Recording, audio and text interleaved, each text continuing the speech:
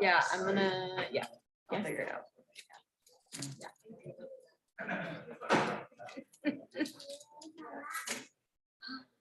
Alexander, Hi. I'm welcome back. Yeah. Fresh Hey. from over the seas. Uh-huh. I know. The land of the rising sun. Is Kristen gonna Zoom at all or no? Oh, she's not coming? She had like a dental procedure. Oh. I went to the dermatologist and got burned. Oh, no, you're doing those things. I was,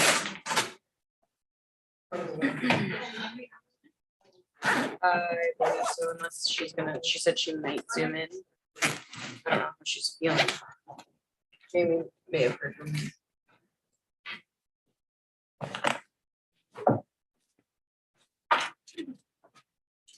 Okay. Did you hear from Kristen at all? It's a dental procedure. Yeah, okay. She's gonna be unable to attend. Okay. If you would announce that, I'm happy to either way. Okay. You can.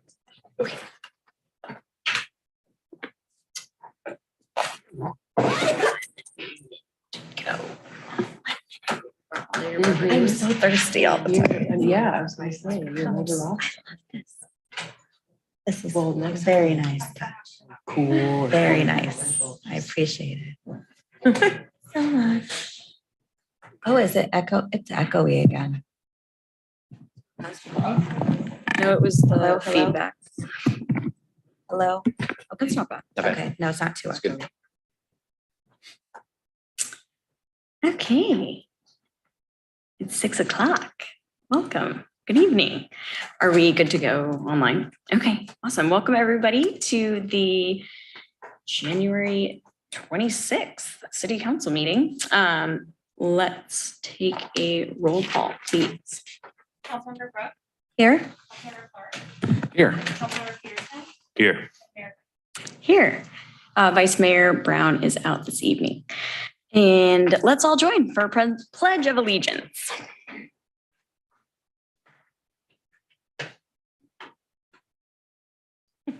I pledge allegiance to the flag of the United States of America and to the republic for which it stands, one nation, under God, indivisible, with liberty and justice for all.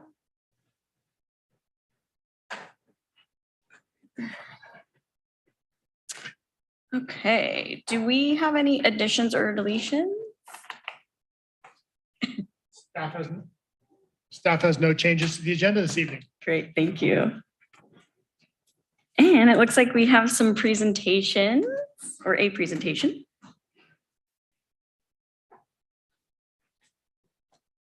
Hi, Chief. Good evening, Mayor and Council and staff. I'm here tonight to present the 2022 Herb Ross Officer of the Year Award. If you're not aware, Sergeant Herb Ross, the Sergeant Herb Ross Award is given each year to an officer who's demonstrated the highest levels of professionalism, integrity, and hard work. In addition, the officer must give back to his or her community. And the Capitola Police Department is very proud to announce that the Police Officer of the Year for 2022 is Daniel Vasquez. Officer Vasquez was born and raised in Watsonville and graduated from UC Davis with a bachelor's degree in biochemistry and a minor in Latino studies. Officer Vasquez is married, has 2 boys, and has another baby on the way.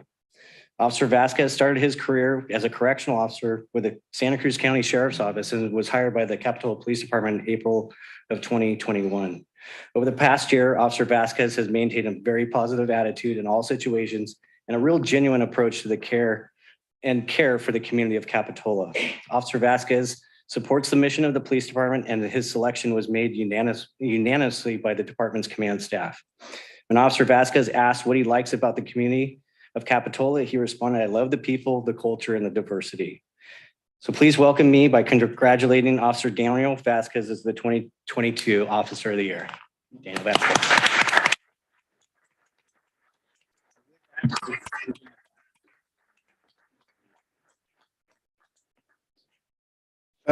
Just to take a minute to address you.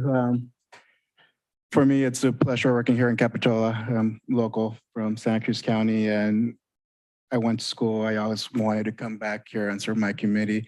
Being here in Capitola has not been a mistake, but a real joy.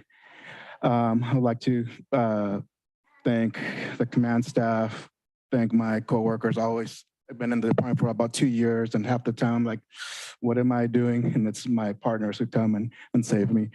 Herb Ross, great gentleman, family-oriented man, and devoted to his community. So something that reminds me of him is continuing his legacy as I work every day for this department. So thank you, and I'll see you on the street.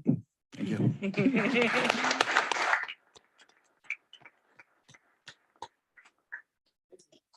Thank you. Congratulations.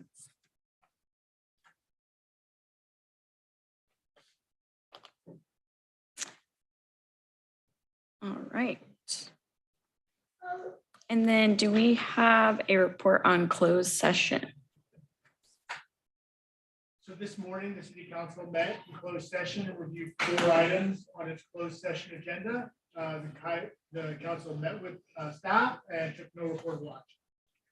Thank you. Do we have additional materials? Staff is not any additional materials. Great. So we'll go to oral communications. So oral communications, this is time for members of the public to address the council on any items that are either on consent or not part of the actual agenda. Come on up.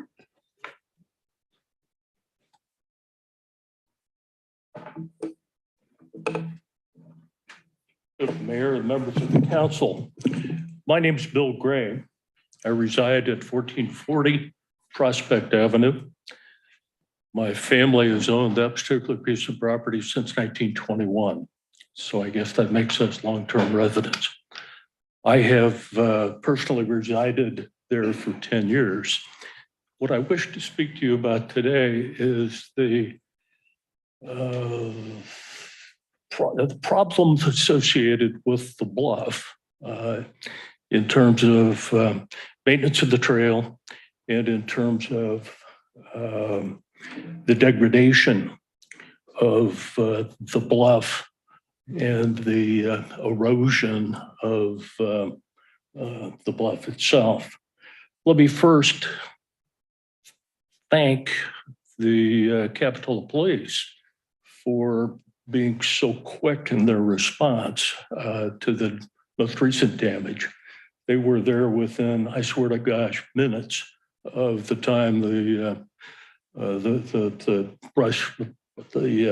bluff crashed in this point in time with caution tape, trying to keep people out of the area. And that was much appreciated. Problem with that is the caution tape doesn't last very long. It lasted 20 or 30 minutes perhaps in keeping people out. And then we were back to where we were before. The RTC came out yesterday and put up barricades on the path. That was helpful as well, but that didn't last very long either. People found a way to get around the barricades. So what I'm talking about are 2 things. One is the pathway that is on the east side of the bluff overlooking the railroad and the condition that the pathway is in currently. And if you've received your notice from the RTC February 2nd meeting, you'll see that pathway in living color. The width of the pathway is down to 16 inches in some places, down to 24 inches in others. That's about the width of the center aisle on a 737. It's not the width that's necessary for safely going across the pathway. And let me assure you, people do it at all times of the day or night with flashlights, without flashlights, and in various conditions. In one case some years ago, a gentleman fell down some 15 feet. And that was before the erosion that we currently have. So it seems to me that the first instance is making a decision, you folks making a decision on how important that path is and maintenance of the path. Am I done? You can wrap it up. Yeah. Okay. Can I wind up? Yes. And thank you. secondly, taking a look long-term, and we need your help. We need your help to work with the RTC, to work towards hopefully a comprehensive approach for stabilizing the bluff that includes the RTC, includes the city, which has a memorandum of agreement for maintenance of the trail and the property owners. And there are some of my neighbors are here this evening. We're all available to answer questions in the event that you have any. Thank you. Great. Thank you, Mr. Gray. Any other public?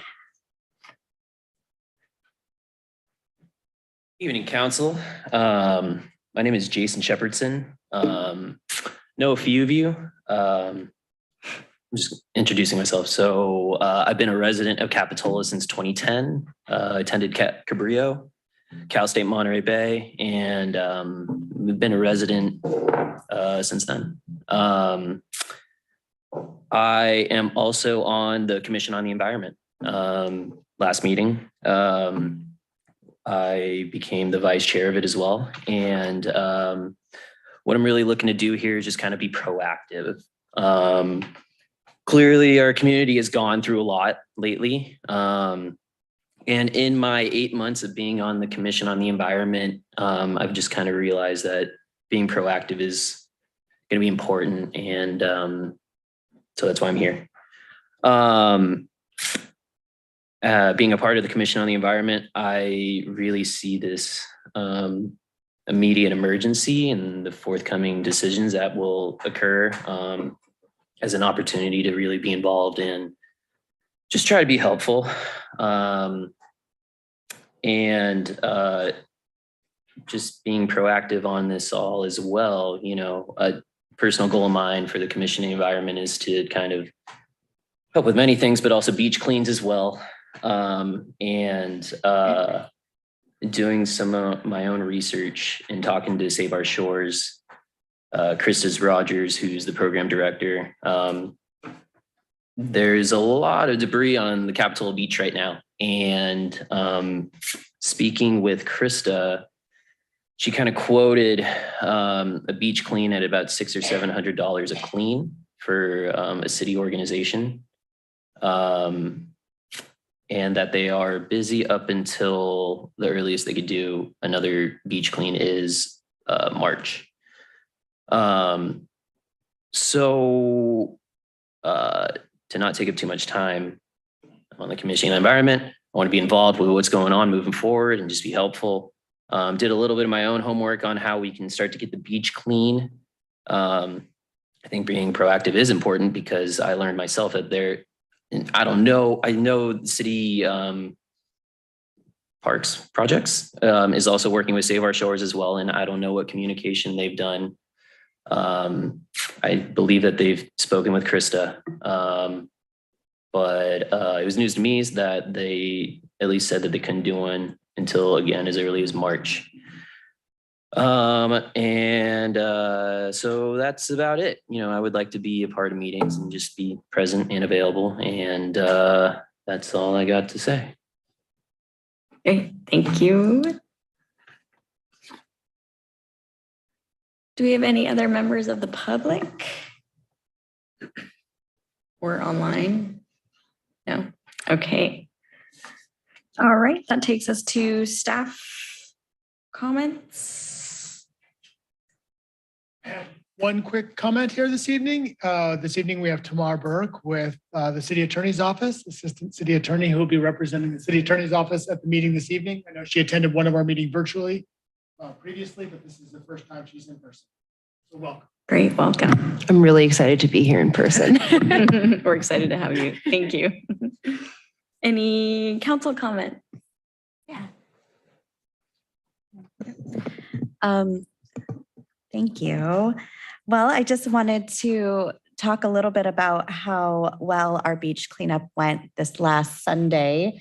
Mayor Kaiser and I have these great shirts on from all of that heavy lifting we did for out there on the beach. And I just wanted to thank our community for stepping up. I was an overwhelming turnout with hundreds of people who just, as you heard from our speaker, want to do more. And so I look to our staff here to let us know as soon as possible, and our community know as soon as possible when there's the next opportunity to support. In addition to that, there are current opportunities to support the city of Capitola, and there's lots of fundraisers going on and things of that nature. And so you can find all of that on social media and through our city's website. And also, I believe, and I'm looking at our city manager here to help me with the term, we have our in our community, in our chambers, we have opened help me with Small Business Association, or no, sorry. Federal Small Business Administration is being housed in our community room to help small businesses recover from the damages. Great. And so for our community members that were impacted and businesses, that's available here through the city of Capitola. Thank you. Thank you. Any other council comments? Good. Well, yeah, Sunday was great. We had a bunch of members of the PD show up as well, and it's just always fun to see everybody out enjoying this beautiful spot that we're in. So big shout out to everybody that showed up. I'm sure Recreation is going to keep us posted on hopefully more to come. And so our social media, those sort of things are great to keep an eye on so that you can be aware of what's coming up. Yeah. And just a huge shout out to Public Works too. They continue to work around the clock. And something to take off of what Mr. Gray said, if you see barricades or caution tape, it's probably best to abide by that and maybe not go into the area that is behind that, because it is there for a reason. So just be aware, we're still dealing with lots of backlash from the storms. So just better to be safe than sorry. So thank you. All right. We did have a special visitor. Yes, it's going to be in a, yes, we'll hear all about our special friend. Okay, so we can go on to item 8, which is the consent. So these are all items that will be enacted in one motion in the form listed below. No separate discussion unless somebody needs to pull an item.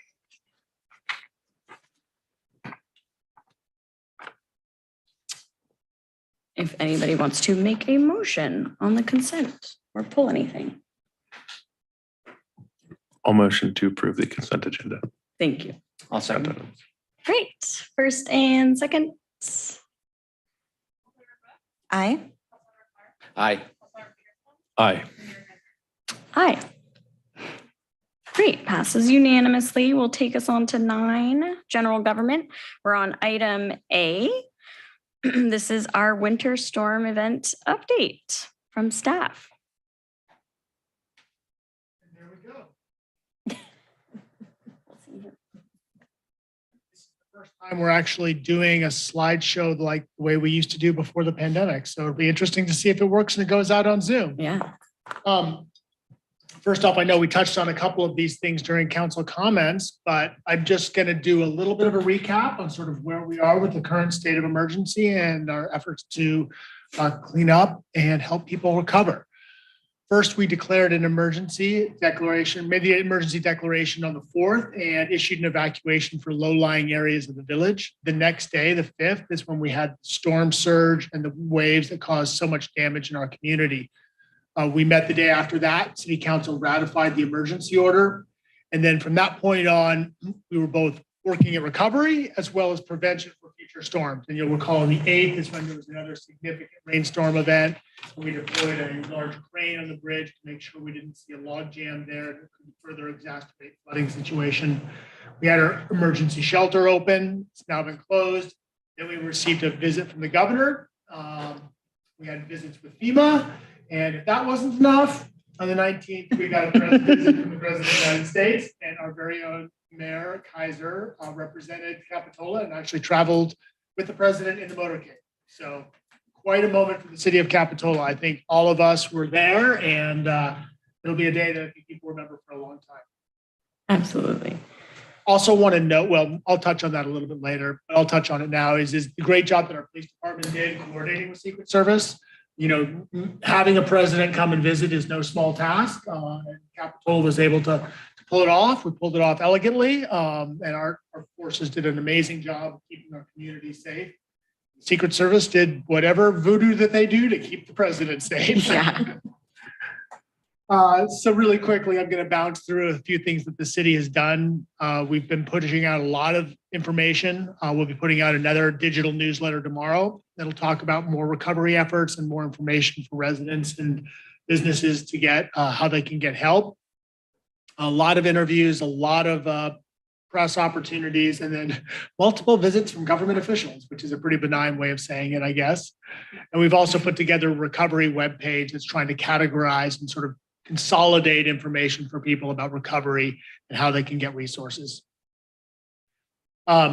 We've submitted our initial damage of estimate of public damage. It's 2.6 million at this point. That includes the wharf, which is frankly, it's going to be a moving target. That's not the final number.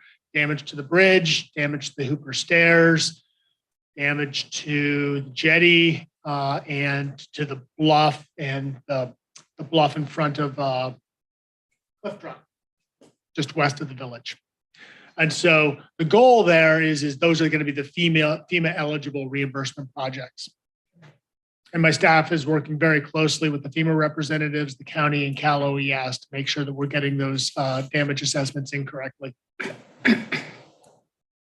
As was mentioned during council comments, we coordinated with Save Our Shores on a beach cleanup this last weekend.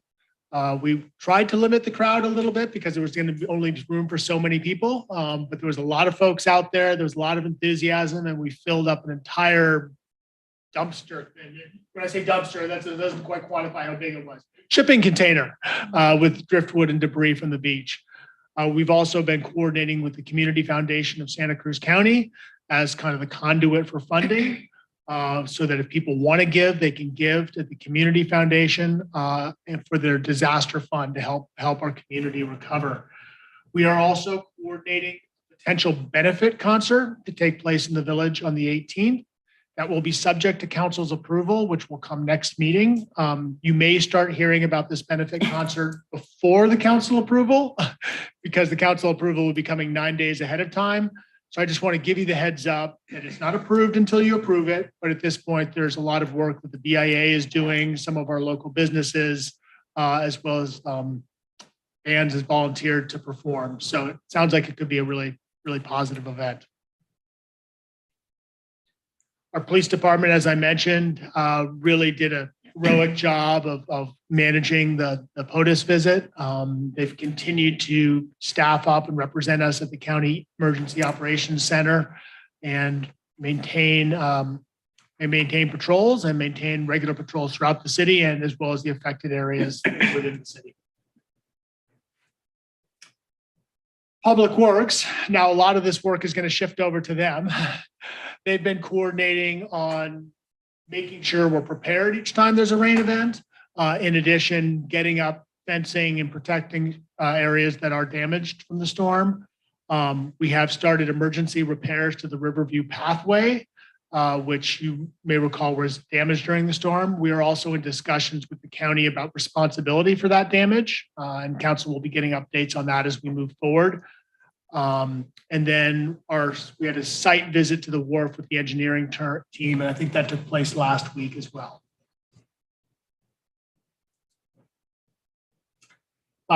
Planning staff, again, really has transitioned more into a sort of recovery mode.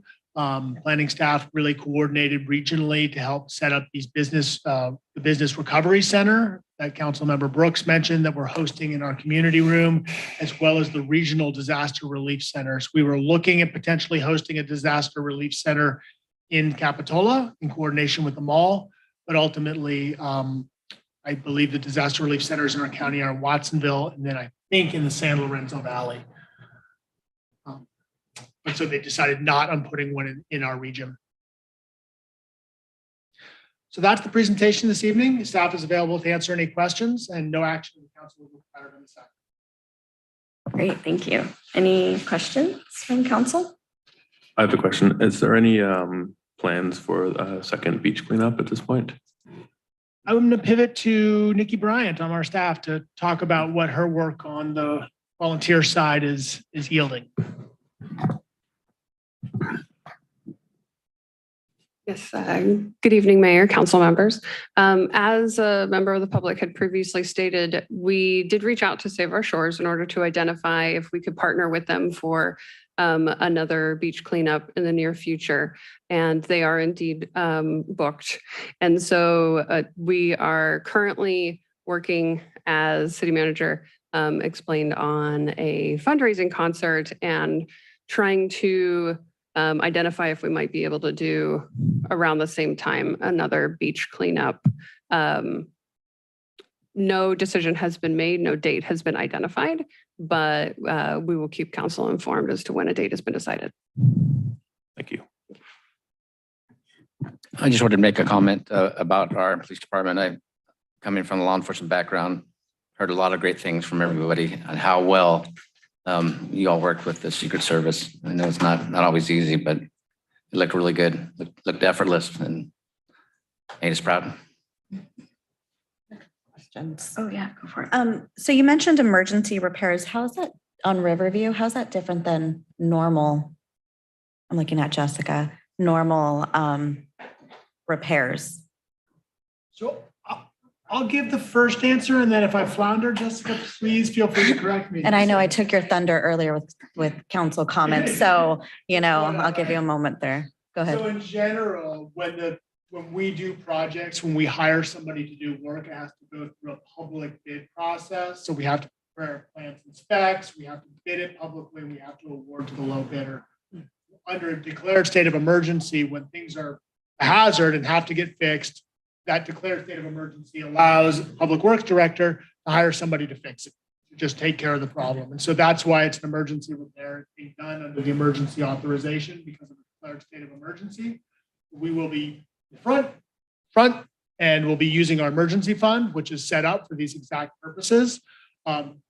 We do expect that other people will ultimately pay for this, but we would need to be reimbursed either whether it's from the county or from FEMA down the road.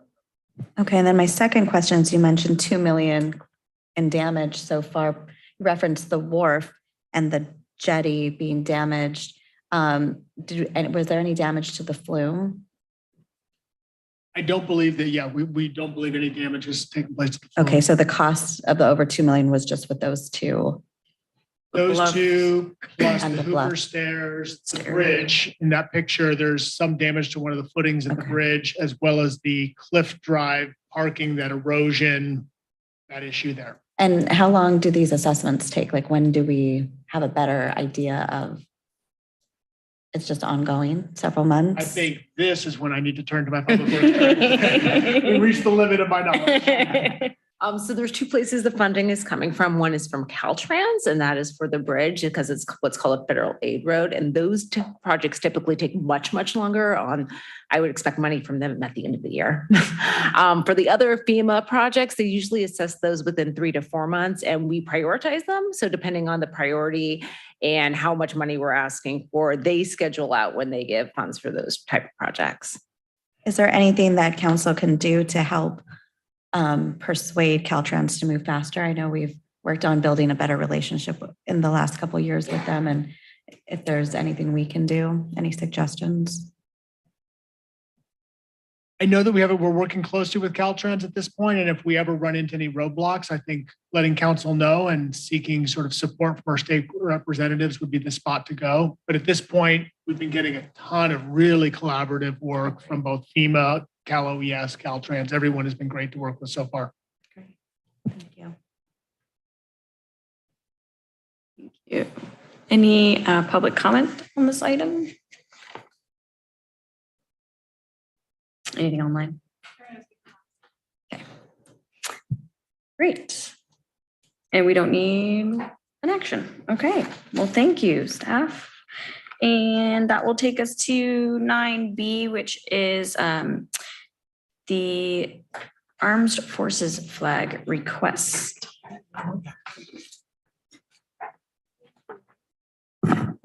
Thank you so much, Mayor. If you give me one moment, I'll get set up. Yeah. Okay.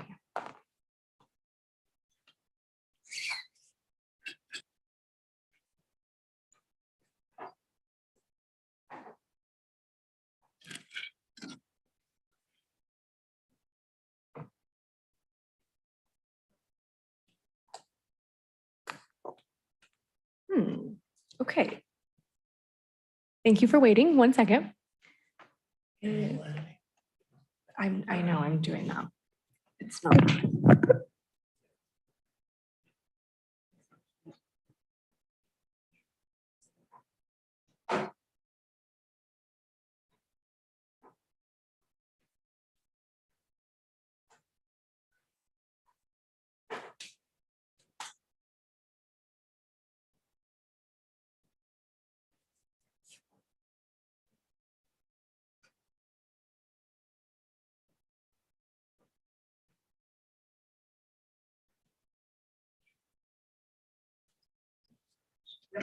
Our city manager to the rescue, as always. Sorry, spoke too soon.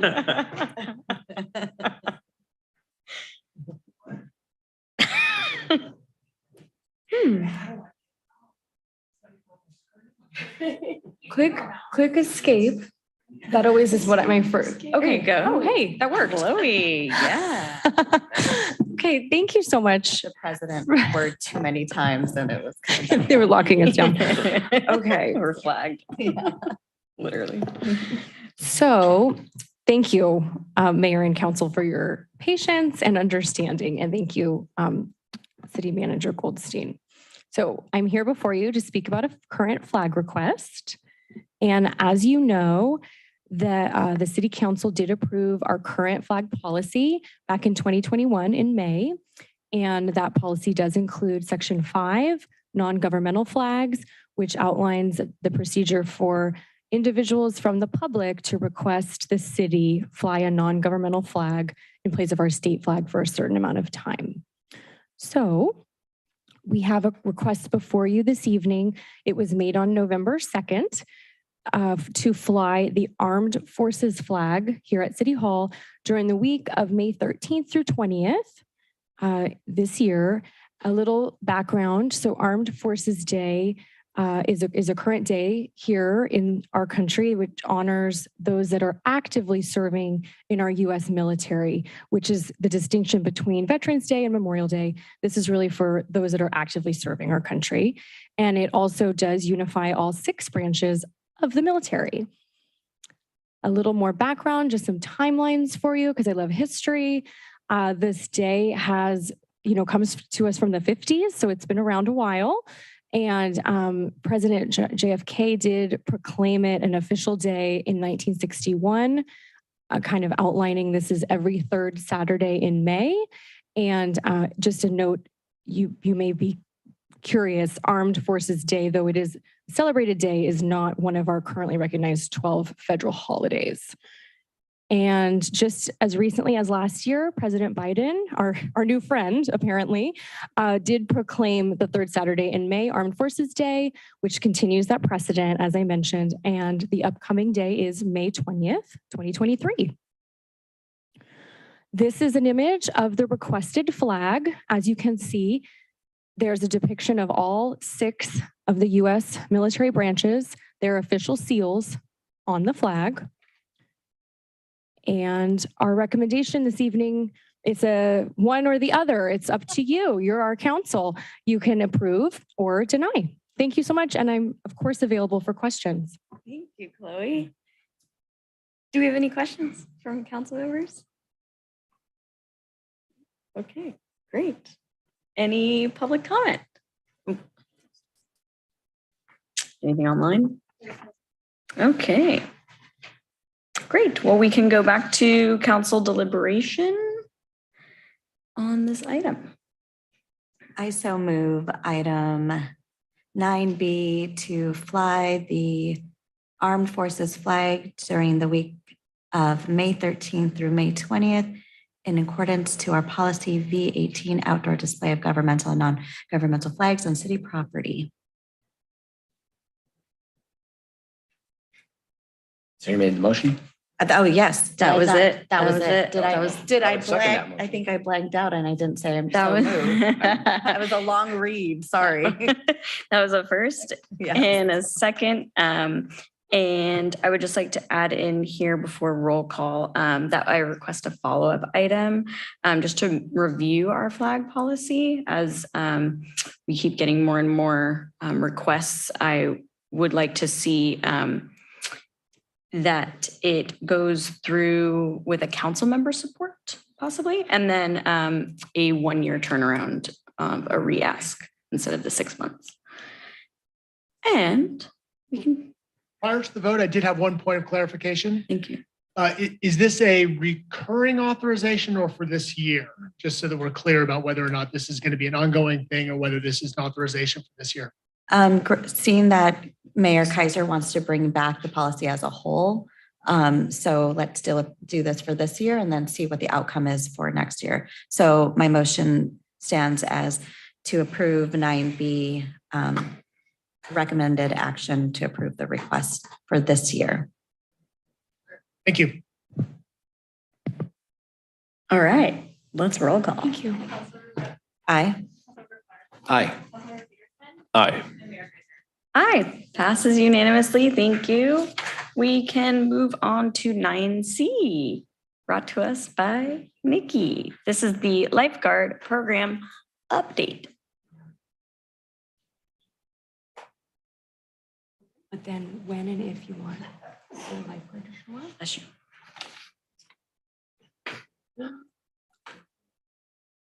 And then Jamie can put your computer up. Okay. If If we he's- need chief him. Yeah. Okay.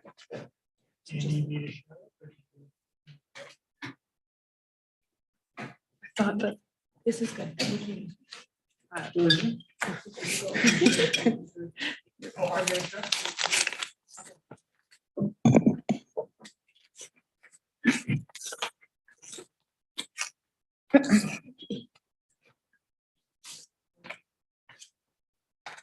All right. All right, Mayor, council members, just want to check to make sure you can hear me okay with this Yes. microphone. Great, thank you. So the item here before you is a report on the Capitola Lifeguard Services. I just want to make note that this is an opportunity to provide council an update on activities related to this item and an opportunity to ask questions. In order to support any questions that you may have, we have several individuals in attendance. On Zoom, we have the Santa Cruz Fire Department Division Chief Rob Young. Here in Chambers, we have Central Fire District's Chief Jason Nee. And we also have city staff recreation coordinator Brennan Howard. So with that, I will go ahead and begin my presentation. So to start off, this fiscal year, council had approved a budget that includes the development of a city operated lifeguard program. A little over 10 years ago, the city did actually operate its own lifeguard program, but for various reasons made the decision to enter into a contract with the city of Santa Cruz to provide lifeguard tower services, as they are a USLA open water lifeguard agency. We have maintained that contract since 2012, and that the last contract resolved at the end of the season in September. The contract had standard operating between Memorial Day weekend and Labor Day weekend. Now, for our junior lifeguard program, the city has a responsibility to ensure that the individuals that are working with youth and are also lifeguard trained. And in order to accomplish that, in 2019, the city entered into a contract with Central Fire District. At the time when we had entered into 2019, Central was considering adding a lifeguard agency. And so this partnership had a lot of benefits for both agencies as we continue to work together. Since that time, Central has merged with Aptos La Selva and has begun a strategic plan process. And so due to the heavy lift of both of those items, are not able to identify a timeline in order for a lifeguard program. Next slide, please. Thank you. Now, I want to just give a little primer on an organization that we work very closely with regarding this, which is the United States Life Saving Association, also known as USLA. USLA is a professional association of beach lifeguards and open water rescuers. The primary mission of USLA is to reduce incidents of death and injury through public education, as well as upholding national lifeguard standards. In order to do that, they publish guidelines for open water lifeguard agency certifications and ultimately certify lifeguard employers through a review of their training program and policies. This is a prestigious certification in order for lifeguard agencies, as the majority of any lifeguard operation in California do hold a USLA certification. As part of USLA, the region or the nation is divided into 9 different regions, and the city is part of the West Coast region known as the California Surf Life Saving Association, or CSLSA. Like the national body USLA, their mission is to be a professional organization that promotes beach safety and awareness for open water life-saving standards. And they do this through several ways, including providing collaborative training opportunities throughout the state, through the certification of training programs, as well as for junior lifeguard programs and coordinating a regional competition. The CSLSA also does the review process for any of our local chapters, which Capitola does have. Can you advance my slide? Thank you. All right, so as the city continues on the path for developing our own lifeguard program, we will be applying for a USLA Open Water Lifeguard Agency certification in September of 2023. I do want to note that in the staff report, the date had previously said April. However, since this morning, that direction has changed for us. So we will be applying in September. This is typically a long process for new agencies, as there are several things to make sure that are fitting to the guidelines published. And we are internally grateful for the partnerships that we had really worked hard on last season, where there was a collaboration amongst the 3 agencies with Santa Cruz and Central that really highlighted the public safety as we all worked together for the conclusion of the contract from Santa Cruz, and Central helping to provide staff that worked as supervisors in our towers, and ultimately ensure a solid operation on our beach last season.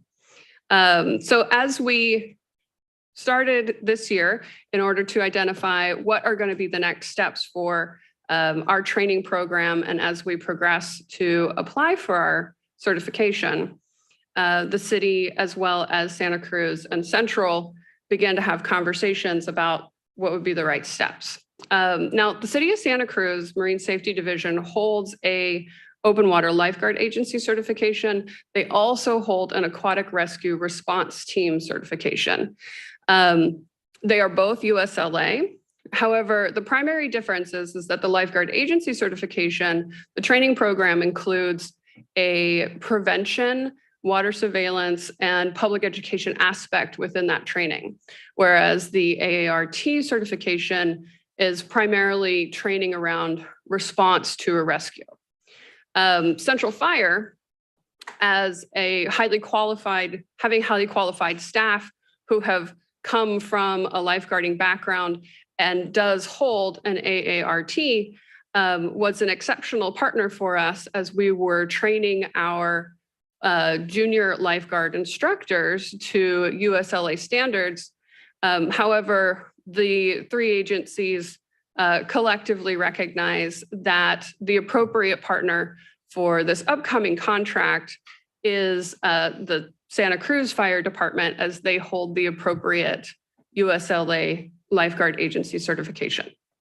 And so moving forward, the agreement with Santa Cruz will really help to bridge and ensure that the training standards are met for our operation in order to enhance a successful application for our USLA certification in the fall. And if you'll advance the slide, please. Now, the fiscal impact for this, there is none. The city will contract with Santa Cruz for training services within the already existing budget. This includes city staff as part of the training cadre, and Central Fire will also be providing qualified trainers to this training academy for this season. This budget, the FY 22-23 budget, had already included $17,000 in funding for these training services, and the original plan was to contract with Central Fire. However, the three agencies ultimately agreed that Santa Cruz is the more appropriate partner for this agreement. And so, as any recommended action, as I previously stated, there is none. So myself and anybody that is in attendance appropriate to this topic is available for questions. Thank you. Council, have any questions? Yeah. I just have one. Nikki, which staff are being trained? These are our year-round staff that are being trained, and how many? No, that's a Who are we great talking- question. yeah. So it ultimately is our seasonal staff that will make up our junior lifeguard instructors and our open water lifeguards that will be working our towers during the summer. Our year-round staff Brendan Howard will be part of the training cadre as part of an instructor, so that there will be a collaborative effort to train our staff and Santa Cruz staff. And just to be clear, once we receive our USLA lifeguard agency certification, we're then qualified to train our own to do so. Is that cost is that $15,000 cost to train every year is that something we're budgeting out for that? Is it the same price essentially? No, so there is a cost to apply for the USLA certification, but it is light in the hundreds of dollars. The $17,000 would no longer be a budgeted item unless we saw a need for a continued contracting partnership with one of the other fire departments in the area. So what's the cost for us to train?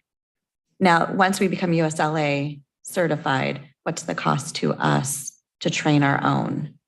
Well, it would be the staff's responsibility to the one person as well as individuals that we identify through our seasonal staff hiring. So we would have returning staff that would become part of that training cadre. And potentially, even though we would be able to stand on our own, we would probably continue to attempt to work with our regional partners, as there is an advantage for working with our regional partners, but not on a contractual basis. Okay, thanks. I'll elaborate on that a little bit. And I think maybe this is exactly what you just said. But I think longer term, our really hope is that we're standing up a fully independent program and we can do this all in-house. This first year, we're building up our capacity and building up our skills and team. And then even longer term, there has been a lot of thought about, look, if we have multiple lifeguard programs, is there the opportunity to collaborate with the city of Santa Cruz on running these academies, to collaborate with Central on doing these sorts of things. So it would transition to a different phase where basically we have our own CSLSA certified program, USLA certified program. We wouldn't be contracting for the service, but maybe we'd be more partners. That's the hope. And will we be seeing guards occur this summer with all the damage that's taken place? So that is unfortunately not an answer that I can say at the moment. There obviously nature needs to do some work. But we are having conversations about if things are not appropriate, what we might do. But in general, we're optimistic the guards will be able to operate as planned. I just had a question on, so once we become USLA certified, does that expire? Or do we have to keep going back each year to re-up or retrain? I'm sure there's like developments and training that Brandon's going to need to know. Yeah, no, it's a great question.